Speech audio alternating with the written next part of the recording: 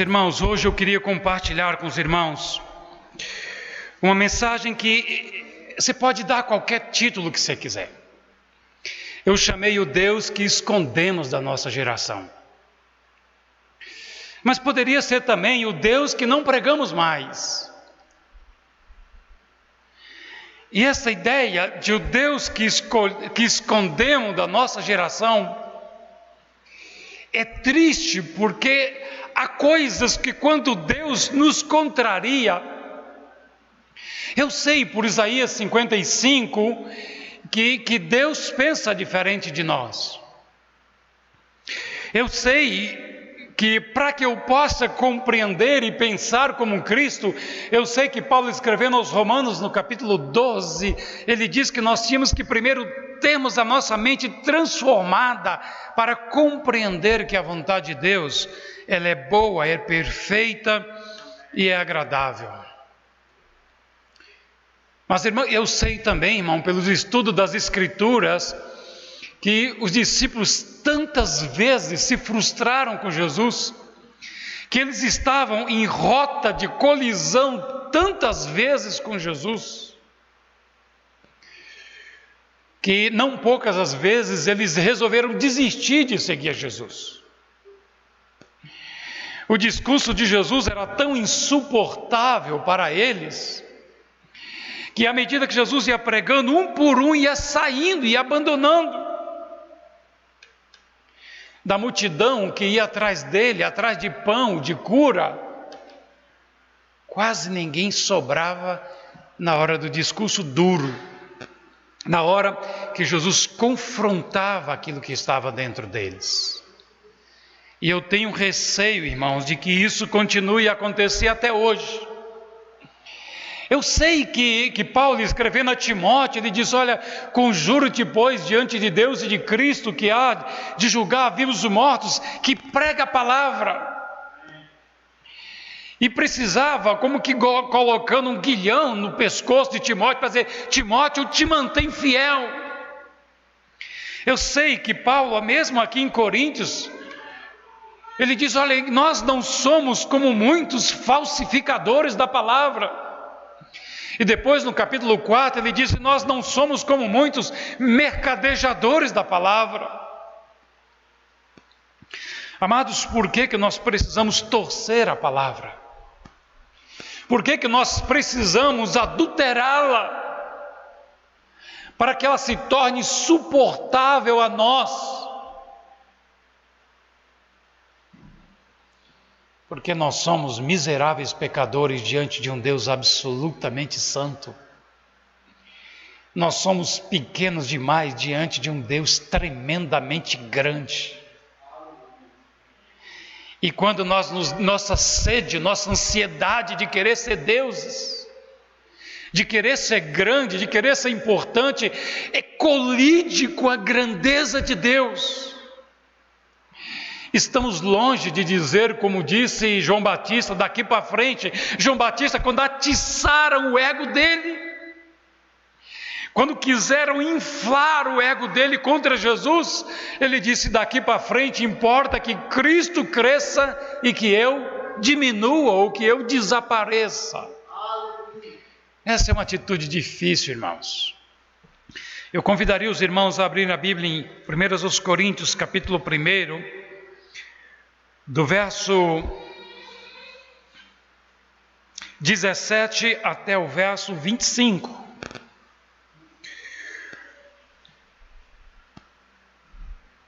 Pai, estamos diante da Tua palavra e diante dos Teus filhos, e eu peço que nesta noite que o Senhor tenha misericórdia de nós. Senhor, nos expõe a Tua palavra e expõe a Tua palavra para nós.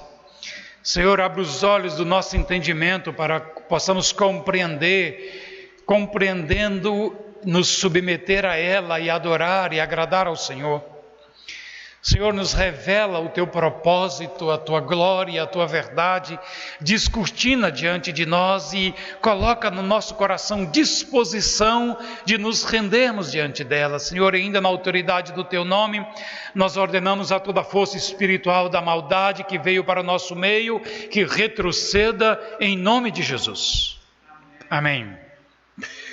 Porque não me enviou Cristo para batizar, mas para pregar o Evangelho, não com sabedoria de palavras, para que se não anule a cruz de Cristo.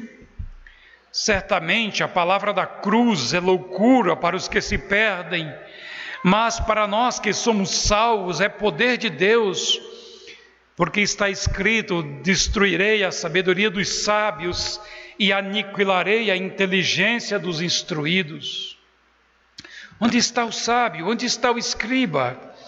Onde está o inquiridor desse século? Porventura, não tornou Deus loucura a sabedoria do mundo?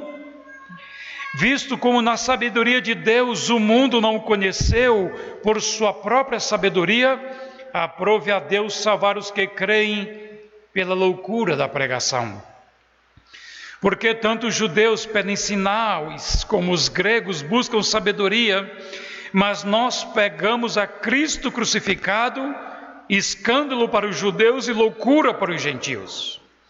Mas para os que foram chamados, tanto judeus como gregos, pregamos a Cristo o poder de Deus e sabedoria de Deus, porque a loucura de Deus é mais sábia do que os homens e a fraqueza de Deus é mais forte do que os homens.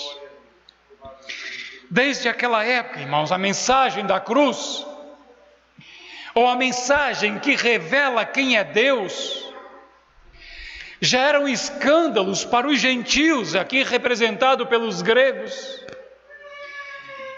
e também já era escândalo para o judeu, para o povo de Deus, aqui representado pelos judeus.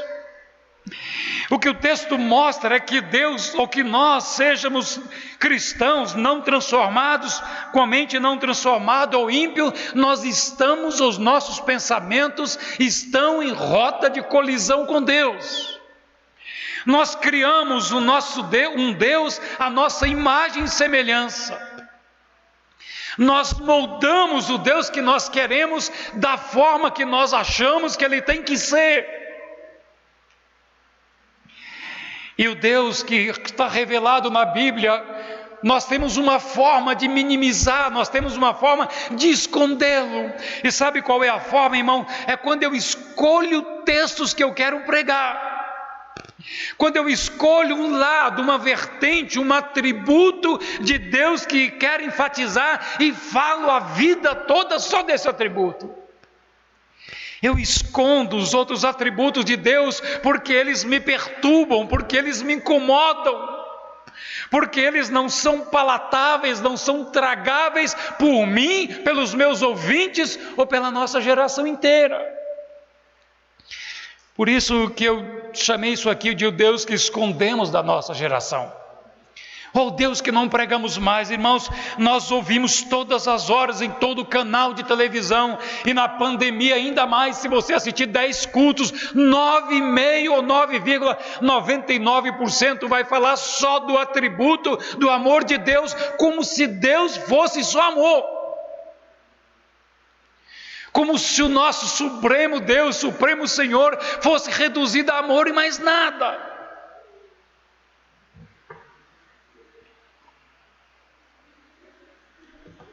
E por que fazemos isso, irmãos? Porque é palatável. Porque nós saímos bem na fita diante do nosso chefe no trabalho. Nós saímos bem na fita diante da mídia que nos critica o tempo todo. Nós parecemos palatáveis, parecemos sábios, parecemos amorosos e quem sabe até santo diante das pessoas que estão lá. O mundo está disposto a aceitar que Jesus é um Deus, é um mestre da sabedoria, ou um mestre do amor, ou qualquer coisa que seja. O mundo aceita isso. E como o mundo aceita isso e nós queremos ser palatáveis a Ele, nós fazemos a mesma coisa. Para tornar o Evangelho agradável às multidões, falamos somente aquilo que elas querem ouvir. quase nos aproximamos de dizer que Jesus, que Deus é mais ou menos sexo, droga e rock and roll, que era o lema do movimento hippie dos anos 60. Eles reduziram a vida inteira a sexo, droga e rock and roll. E nós estamos fazendo talvez pior do que eles, reduzindo o nosso Deus exclusivamente a amor, e escondemos, jogamos para debaixo do tapete todos os outros atributos de Deus que me incomodam. Irmãos, eu sei que eu grito muito, pelo amor de Deus, quando eu estiver só gritando demais, faça assim, eu vou entender que você está dizendo, module a voz. Meus filhos lá em casa dizem, pai, toda vez que você vai pregar, você chora. Não dá para pregar sem nem chorar. Irmãos, eu não acredito numa pregação diante de Deus que não emociona.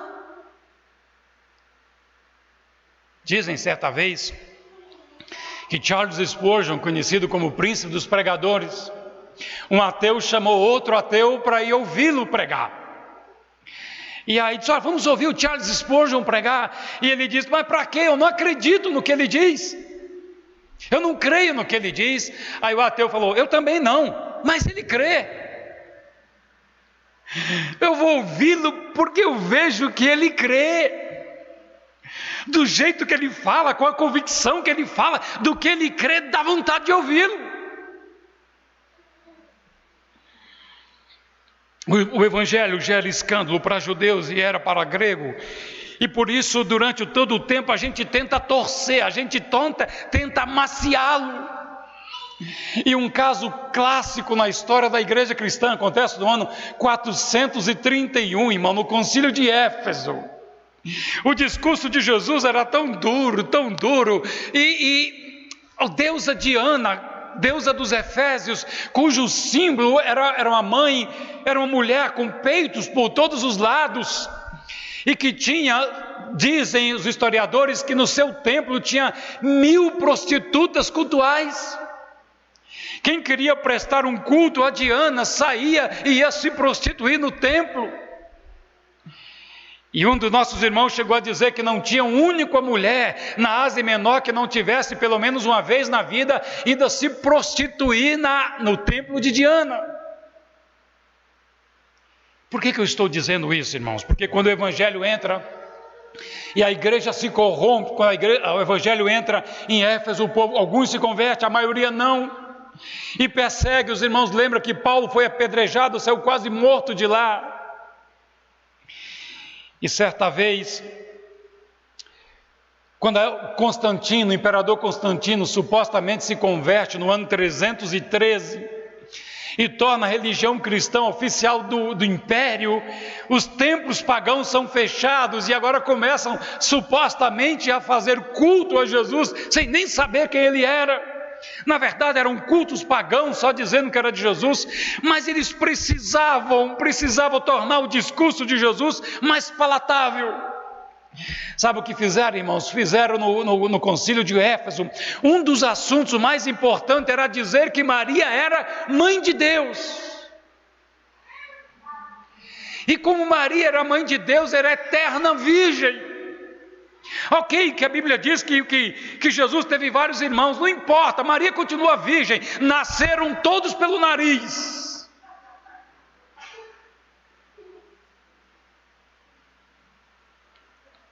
Mas precisa suavizar o discurso de Jesus. Então cria essa imagem de Maria como imaculada, como sempre virgem, como aquela doce, aquela maravilhosa que precisa ser colocada na igreja de Maria em Éfeso. Fizeram logo uma igreja para ela, para suavizar o discurso de Jesus que era intolerável. Mas por que, irmãos, que Jesus continua sendo intolerável para nós? Há quatro razões que eu queria que os irmãos olhassem hoje. 4 motivos ou 4 pregações que nós escondemos da nossa geração, dentro e fora da igreja. E a primeira delas é que Deus odeia pecadores. Eu sei, irmãos, que nós ouvimos o tempo todo que Deus ama, que Deus odeia o pecado e Deus ama o pecador. É verdade que Deus ama o pecador, é verdade. É verdade que Deus odeia o pecado, é verdade, mas também é verdade que Deus odeia o pecador. Quantos aqui acreditam que Deus odeia o pecador? Levanta a mão, sem mentira.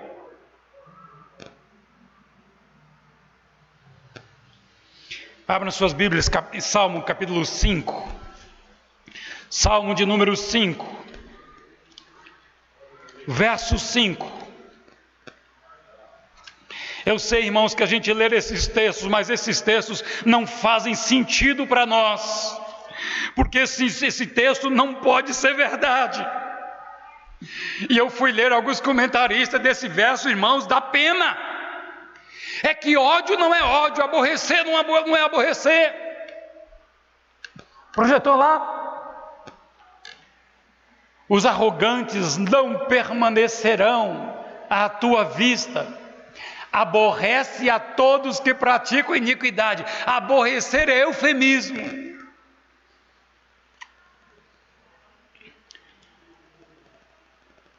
Outro texto diz: Deus odeia. Provavelmente você tem uma versão que diz isso. Deus odeia aos que praticam a iniquidade.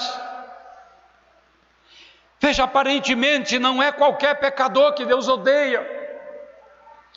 É aquele que tem o conhecimento de Deus, é aquele que tem a oportunidade de Deus, de conhecer a Deus, de receber a Deus, de mudar de vida. Esta pessoa voluntariamente recusa essa oferta de Deus.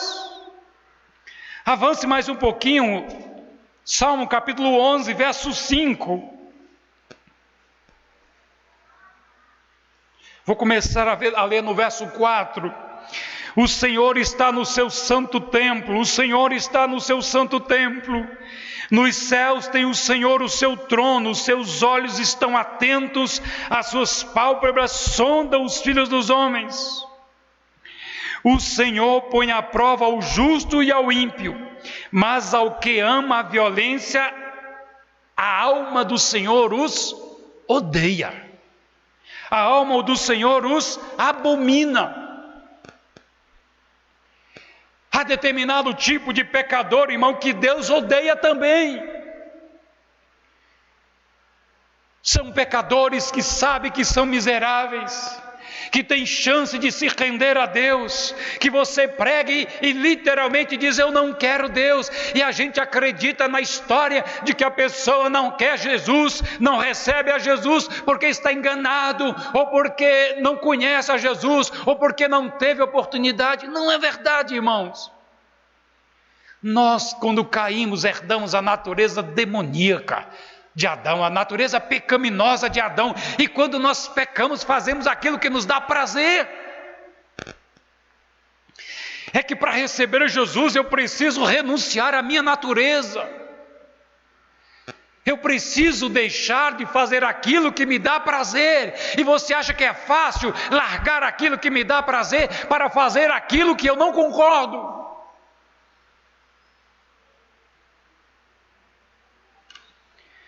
Por isso que o texto diz que é iniquidade.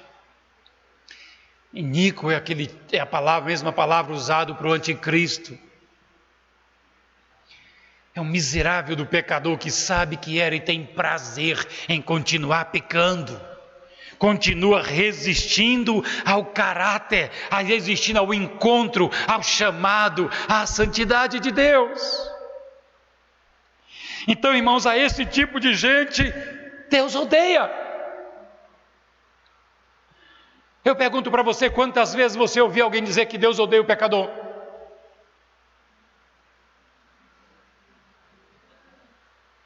Mas está lá, irmãos. Nós escondemos isso às 7 chaves.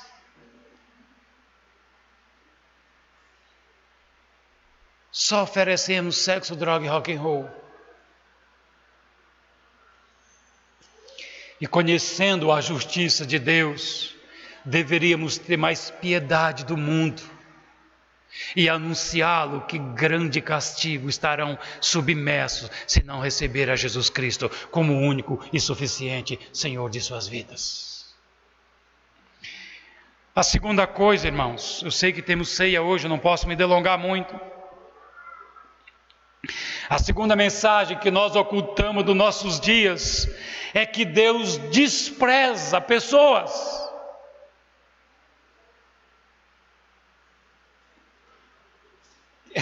Se Jesus pregasse isso, nós apedrejaríamos ele com toda certeza. Deus abandona pessoas. Nós ouvimos o tempo todo de que Deus nunca abandona. Irmãos, isso não é verdade. Deus não é essa Ave Maria que se pegar quebra, que é só tão amorosa que se você for pedir Jesus, Jesus é tão difícil que não vai te dar. Aí os romanos usam a frase, então pede à mãe que o filho atende. Já ouviram essa frase? Os católicos gostam muito disso. Aí, em vez de pedir direto para Jesus, que ele não vai te dar, porque ele é duro, então pede à mãezinha que o filho vai te atender. Pede para a mãe, que a mãe vai pedir para o filho. Quem é o filho que não dá o que a mãe pede? Ô irmãos, isso nem de longe é verdade. Abra aí Romanos capítulo 1, verso 26. Eu sei, irmãos, que eu não tenho muito tempo, então eu vou fazer só vou passar rapidinho desses textos.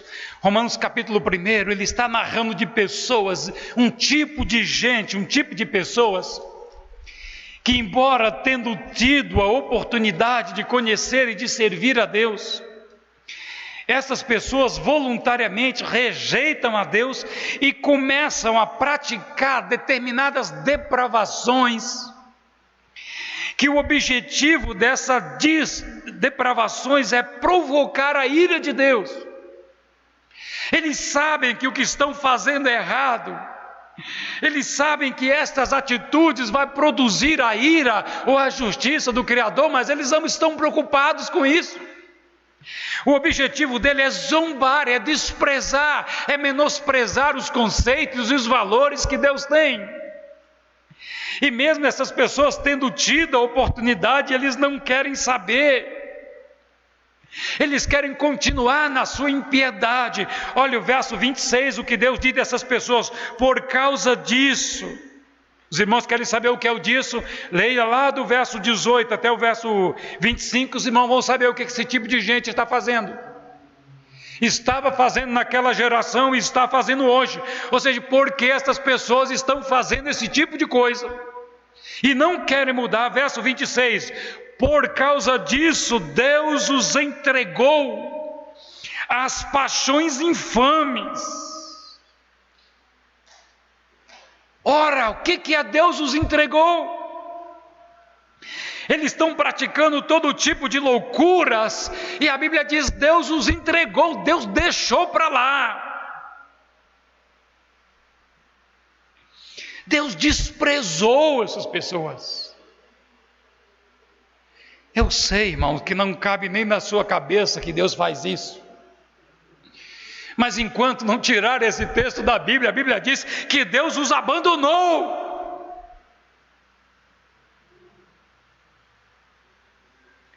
Aí você me diz, mas pastor, essa palavra não é incompatível com o Evangelho de Jesus. De Jesus não, é incompatível com o nosso.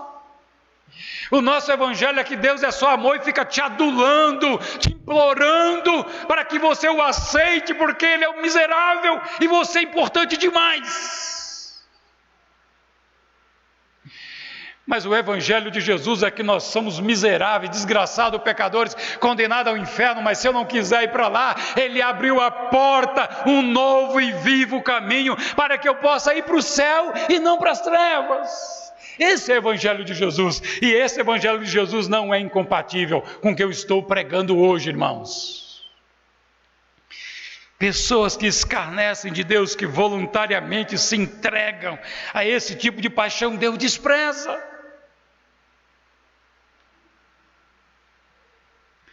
Lembrei-me agora do texto bíblico que diz: duro é esse discurso, quem pode suportar?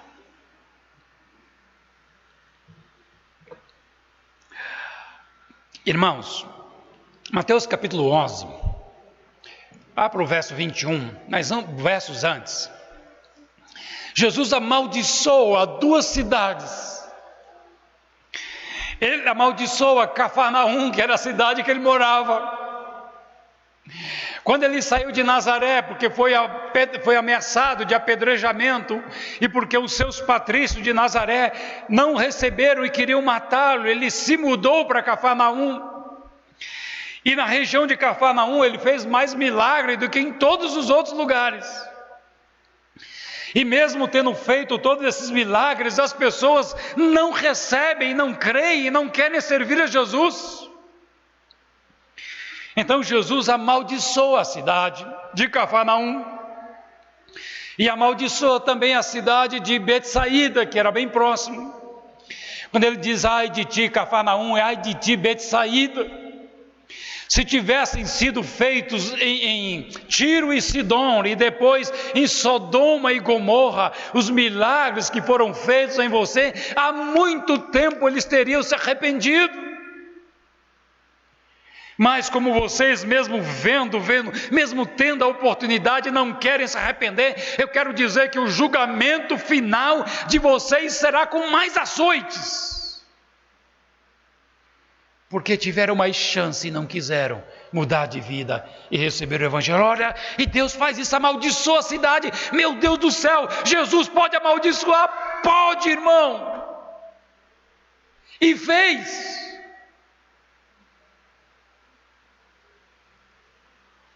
Marcos capítulo 8, tem um caso muito interessante. Jesus está próximo de Betsaída, quase às portas da cidade. E a multidão sai de lá com um cego, implorando para que Jesus o curasse. E Jesus cura esse cego em 2 etapas, mas esse não é o nosso assunto hoje. Jesus cura esse cego e sabe o que ele diz para esse cego? Não entre na cidade. Meu Deus do céu, eu fico pensando, ora, se Jesus fez um milagre, Ele quer propagar para que todos vejam o que Ele fez, para ver se creem e se arrependem e sejam salvos. Não, Ele priva a cidade que Ele já amaldiçoou. Ele priva para que essa cidade não veja, para que essa cidade, Ele não entre na cidade e seja testemunha e essa cidade venha se arrepender. Ele disse para o ex-cego: não entre na cidade.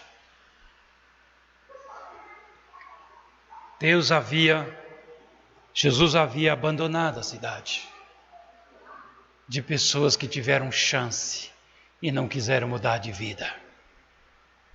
Deus faz isso, irmãos? O da Bíblia fez, o nosso eu não sei. Terceira mensagem que nós não pregaríamos hoje de jeito nenhum. É o Deus que empurra o pecador para o precipício. Até agora, irmãos, o primeiro é: Deus odeia o que Ele faz.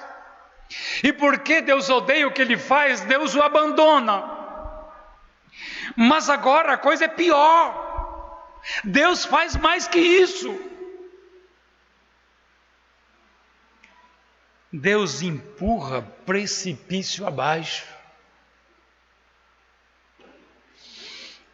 Há um sermão, talvez um dos sermões mais conhecidos da história da igreja, pregado por Jonathan Edwards, chamado Pecadores na Mão de um Deus Irado, século XVIII, se não me falha a memória. E quando Jonathan Edwards pregava, usando o texto de Deuteronômio que diz: até que Deus puxe o seu tapete. A nossa tradução diz: até que Deus faça resvalar os seus pés. Ele está dizendo: olha, pecador desgraçado, você vai continuar pecando desse jeito até que Deus puxe o seu pé e te estabaque no chão.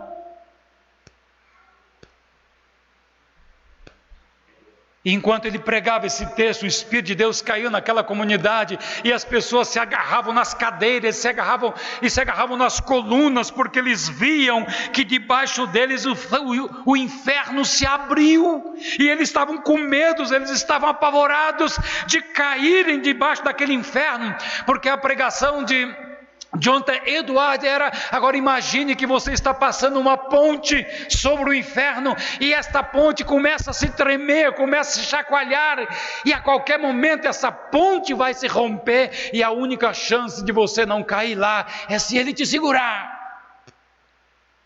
Mas na verdade ele vai puxar o seu pé para que você cair.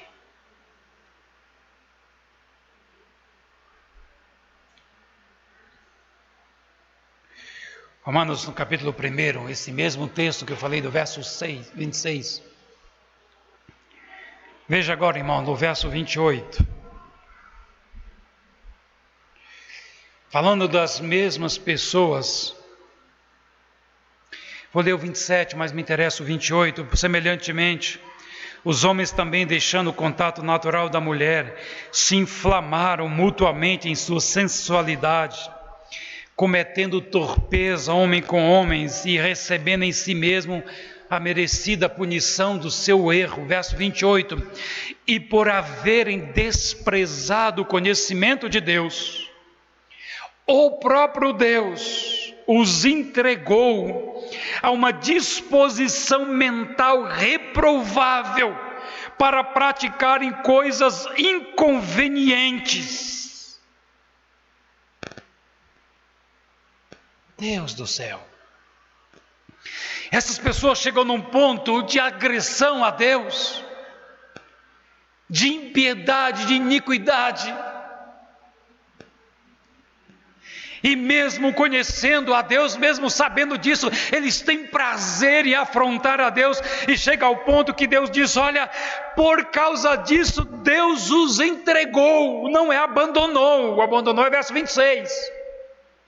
Deus agora os entregou, os empurrou para ter uma mentalidade, para ter pensamentos e atitudes reprováveis. E para quê? Para receber uma maior condenação.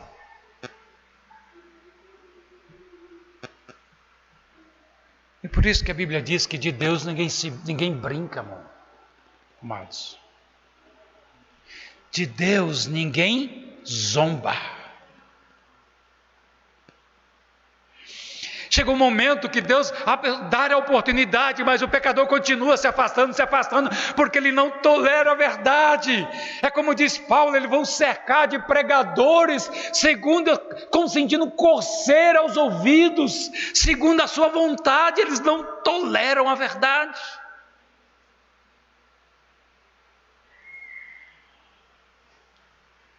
Eu sei de irmãos que estavam na igreja e quando eu preguei, ele levantou e foi embora, falou: não quero ouvir esse tipo de pregação. Não vim aqui para a igreja para ouvir esse tipo de pregação. Veio para o lugar errado mesmo. Está procurando só aqueles que passam a mão na cabeça, como que sentindo coceira aos ouvidos. Fala ao papai coisinha que eu gosto, fala.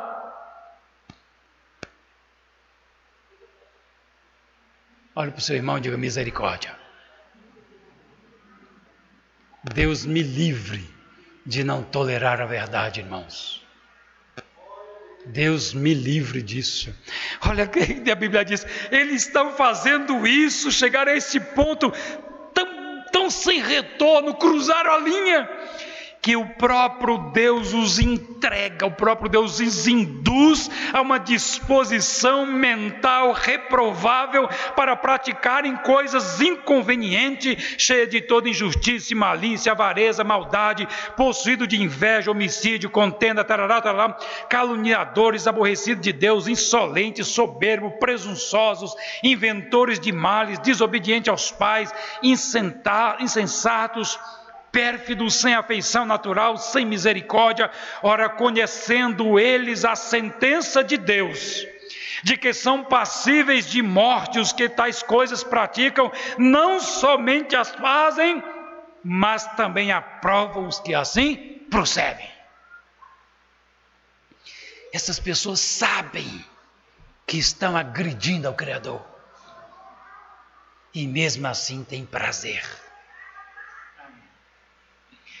A esse tipo de gente, irmãos, Deus induz ao erro, para que a condenação de morte chegue. Há um texto pior do que esse, irmãos. Eu sei que a gente nunca vai pregar um texto desse. Você diz, pastor, e tem texto pior do que esse? Tem pior do que esse, irmãos. Abram suas Bíblias, por favor. 1 Tessalonicenses, capítulo 2. Só que antes de ler 1 Tessalonicenses, eu quero só lembrar os irmãos que há um outro fato, há um outro caso bem conhecido que Deus empurra a pessoa ao erro. Está escrito em Êxodo capítulo 9, o verso 12, e Êxodo capítulo 10, verso 27, quando Deus queria trazer julgamento sobre o Egito, a Bíblia diz que Deus endureceu o coração de Faraó. E para que Deus endureceu o coração de Faraó? Para que ele não desse ouvido à voz de Deus e liberasse o povo, e a condenação fosse a desgraça inteira do Egito. Chega um nível de impiedade, um nível de teimosia, de revolta contra Deus, que Deus empurra. Lembram desse texto? Que Deus endureceu o coração de Faraó, que a gente tem medo de pensar nesse texto. Como que Deus faz? Deus faz, irmãos. Chego lá, já, pastor. Olha outro texto, esse é pior do que todos que nós lemos até agora. 2 Tessalonicenses, capítulo 2, verso 10.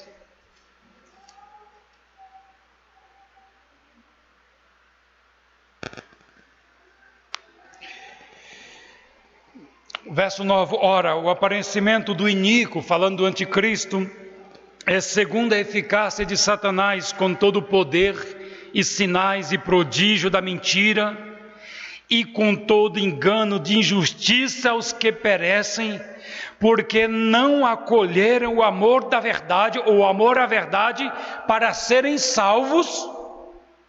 Veja, essas pessoas tiveram chance de receber o amor à verdade, mas por rejeitar o amor à verdade, verso 11, por esse motivo Deus os manda a operação do erro, para que passem e continuem a acreditar na mentira. Para quê, irmãos? A fim de serem julgados todos os que não deram crédito à verdade, antes, pelo contrário, deleitaram-se com a injustiça.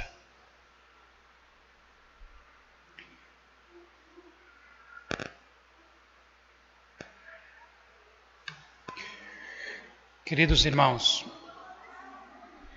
conhecendo este Deus, nós deveríamos amar de verdade e dizer ao pecador que Deus é amor, mas também Deus é fogo devorador. E não pregar só o amor de Deus, porque é falha na pregação. E para concluir, a quarta verdade que nós não pregamos mais, o que nós escondemos da nossa geração, é que Deus lançará a maioria no lago de fogo e enxofre. Irmão, nenhuma mensagem da Bíblia é mais dura do que essa. Nenhuma mensagem dói mais nas pessoas, no ser humano, do que essa. Mateus capítulo 25, verso 41, a Bíblia diz que o próprio Jesus, que nós pregamos e que é amor, e que nos ama, Ele olhará para as pessoas que não quiseram receber, que resistiram à verdade, que não quiseram se converter, que não quiseram segui-lo. Ele diz, Ele olhará para eles e dirá, afastai-vos de mim, malditos, para o fogo eterno, ou para o lago de fogo e enxofre, preparado para Satanás e seus anjos. Eu pergunto, irmão, quem jogará as pessoas no inferno? Quem condenará os ímpios?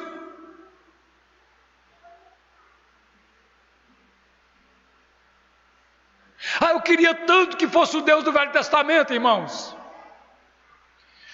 Porque nós até já criamos outro, aquele é duro, mas o do novo é sexo, droga e rock and roll.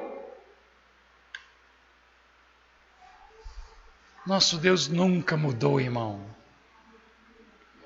Tiago diz que nele não há nem sombra de mudança. Não há nem chance, nem sombra de mudança haverá nele. Ora, essa história dele que jogará o perverso no inferno é a coisa que mais incomoda, irmãos, a quem acha que Jesus é só amor. Aos pregadores de uma faceta só do Evangelho. Esta ideia de que Jesus lançará a maioria no inferno é perturbadora demais. É inaceitável. E por que eu sei que é a maioria? Porque Jesus diz: esforçai-vos por entrar na porta estreita. Porque a porta é estreita, o caminho é apertado e são poucos os que entram. Mas o outro lado, a porta larga, o caminho espaçoso, são muitos os que entram por ela e conduz à perdição.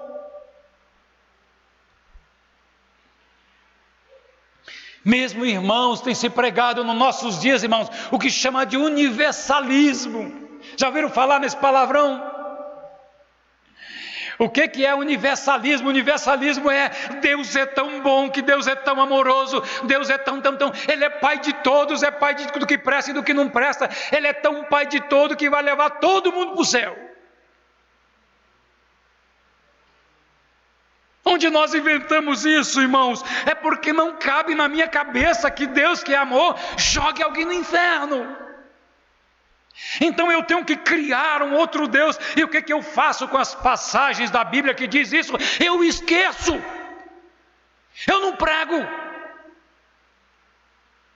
Eu estava olhando o depoimento de uma bispa nos Estados Unidos, que ela dizia: eu ficaria muito surpresa se o inferno existisse.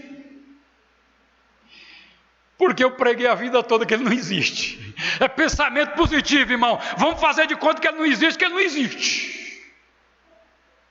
Vamos pensar todo mundo junto: não existe, não existe, não vai existir. Vai existir.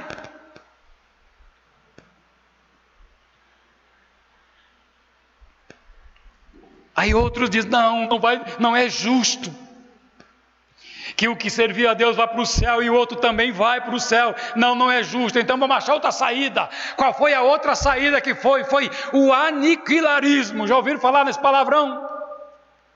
O que é aniquilarismo? Diz o seguinte: olha, Deus é tão bom que jamais Ele vai castigar alguém eternamente. Então o ímpio, na hora que morrer, o que Deus vai fazer? Apagar a luz dele, ele vai deixar de existir. Ele não vai existir mais, mas também não vai sofrer. Por quê? Porque Deus, tão bom, não pode botar alguém para sofrer a eternidade.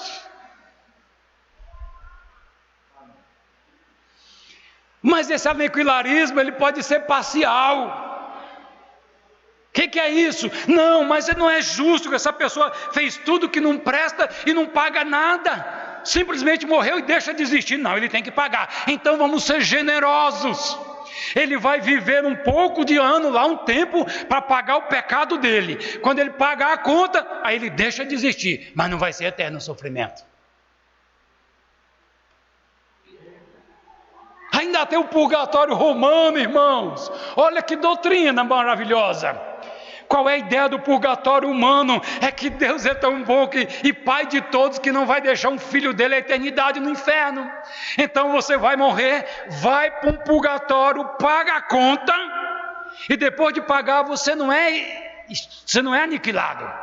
Você vai para o céu. Acho que foi o Papa Inocente III que dizia: você quer ir para o céu depois disso?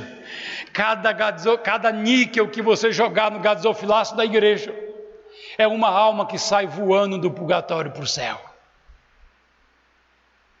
Irmãos, O Evangelho está em confronto conosco o tempo todo. Mas eu os conclamo a amar a verdade, suportar o que vem para nós no futuro, por defendermos a verdade. Pregadores desses conhecidos que estiver me vendo hoje, certamente vão me chamar de herético, que já não suportam a sã doutrina.